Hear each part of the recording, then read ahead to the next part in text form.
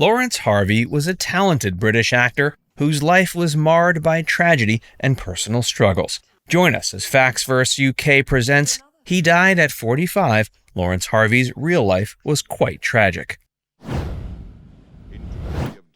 Early life. Laurence Harvey was born October 1, 1928, in Lithuania, to Jewish parents. Fleeing from the rise of anti-Semitism, his family emigrated to South Africa, where he grew up.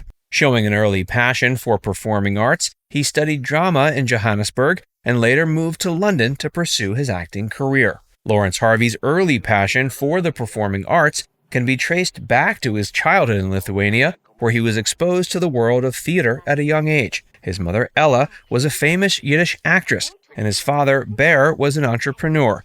Growing up in a household where theater was a central part of life, Harvey was immersed in the world of acting from the get-go. Harvey's passion for performing arts continued to grow after his family fled Lithuania. Following his arrival in London in the late 40s, he enrolled at the Royal Academy of Dramatic Art, RADA, where he received formal training and further developed his skills.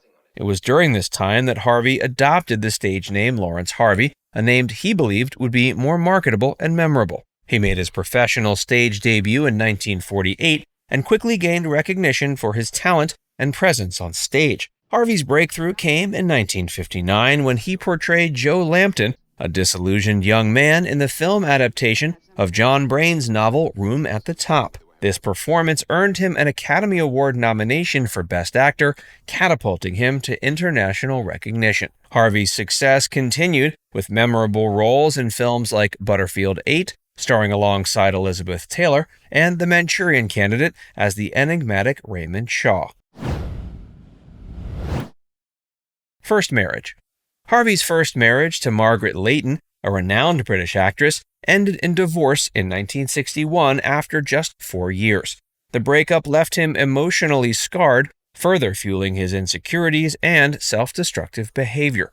Laurence and Margaret had a close and complex relationship during their time together. They first met in 1957 while working on the film The Good Die Young. Their relationship quickly deepened. Harvey married Margaret the same year they met, and they became one of the most talked-about couples in the industry. Both Harvey and Leighton were highly respected actors, and their professional careers continued to flourish. They appeared in several films together, including The Running Man and The Ceremony. Their on-screen chemistry translated into their real-life relationship, and they were regarded as a power couple in the industry. But Harvey was known for his complicated personality and his intense dedication to his craft, which often led to clashes between the couple. Leighton once described their relationship as, quote, a bit like living with a volcano. Despite the difficulties, the two remained together for several years before divorcing. The split was reportedly amicable, and both continued to have successful careers in their respective fields. They maintained a professional friendship and continued supporting each other's work. They even worked together again in the film The Spy with a Cold Nose. Subsequent marriages and alleged homosexuality. In addition to failed relationships, Harvey grappled with his sexuality, living in an era where homosexuality was heavily stigmatized.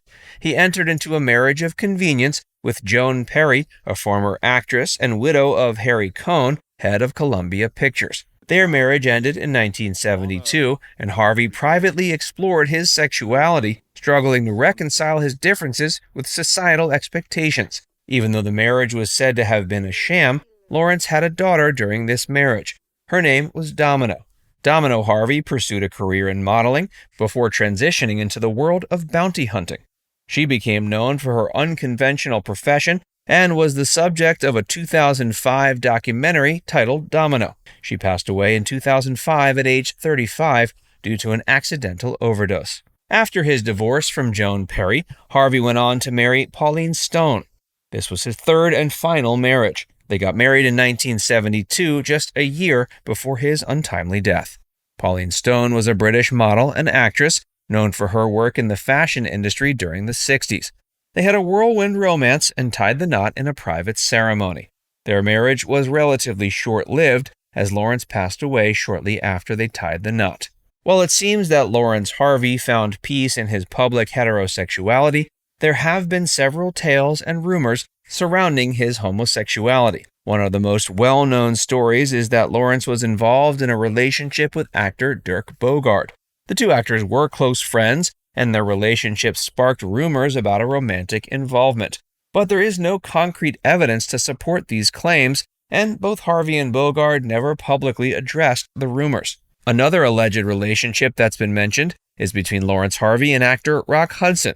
Hudson, who was known to be gay, was said to have had a brief affair with Harvey.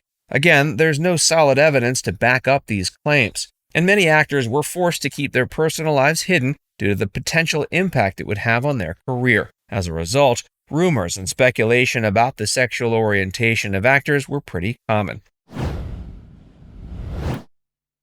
Later career and tragic final years. Despite his early success, Harvey faced challenges in maintaining his career momentum.